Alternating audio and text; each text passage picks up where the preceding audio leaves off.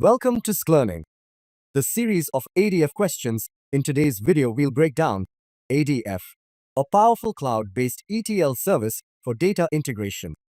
If you're new to Azure or data engineering, make sure to subscribe, and hit the bell icon for more insightful content. Let's start another question. What is the difference between copy activity and data flow? Copy activity moves data from source to destination without transformation.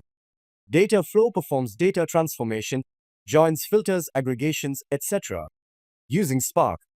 Another question, what are the different types of activities in ADF? Data movement activities, copy data. Data transformation activities, data flows, SQL stored procedures, Azure functions. Control flow activities, forge if condition execute pipeline. Another question, how can you secure data in Azure Data Factory? Use Azure Key Vault for storing secrets. Enable managed identity for authentication. Restrict access using role-based access control, RBAC. Don't forget to like, share, and comment on this video. Subscribe to Sklearning for more informative content.